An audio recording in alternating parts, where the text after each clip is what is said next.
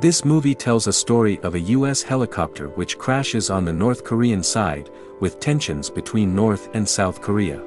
Now the survivors must work together to protect a civilian tech specialist, and find their way out without the help of US military support. Directed by Steve Barnett, this movie promises an adrenaline-pumping narrative about soldiers stranded in hostile territory, but delivers a disappointingly hollow and cliched experience. From the get-go, the film suffers from a lack of originality, recycling the well-worn trope of a military team crash landing in enemy territory, only this time it's North Korea. The premise could have been ripe for tension and character development, but instead, it's squandered on a script that feels more like a basic training manual than a gripping war story.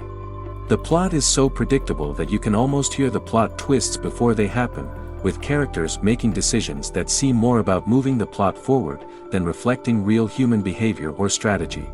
Chase Stokes, cast as Captain Edward Brockman, struggles to carry the film, as his performance coming off as lightweight and unconvincing, for a role that requires depth and leadership under pressure. Lana Condor, playing Specialist Selby, does her best with what she's given, but she can't salvage the one-dimensional writing. The supporting cast fares no better, with characters reduced to stereotypes, or simply cannon fodder for the narrative's sake. The action sequences, which should be the film's backbone, are executed with a surprising lack of flair or tension. Instead of building suspense, the movie often resorts to loud and chaotic shootouts, set to an inexplicably hip-hop soundtrack, diminishing any potential for genuine cinematic thrill. The cinematography fails to capture the harsh beauty or raw danger of the Korean landscape, instead offering viewers a bland and uninspired visual journey through what should have been a visually compelling setting.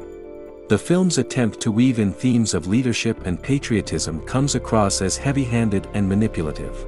Emotional beats are hit with all the subtlety of a sledgehammer, using the deaths of characters not for dramatic impact, but as cheap plot devices to spur on the remaining survivors.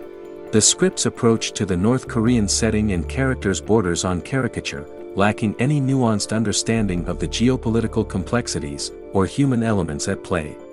Perhaps the worst part of this movie is its narrative shortcuts.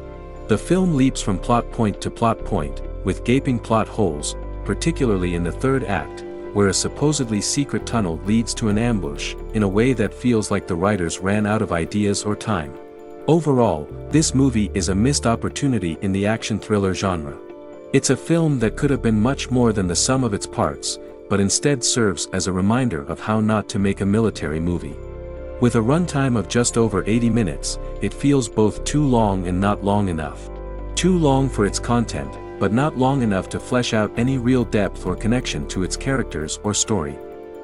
It's not worth to watch this in theaters, just wait on your streaming service.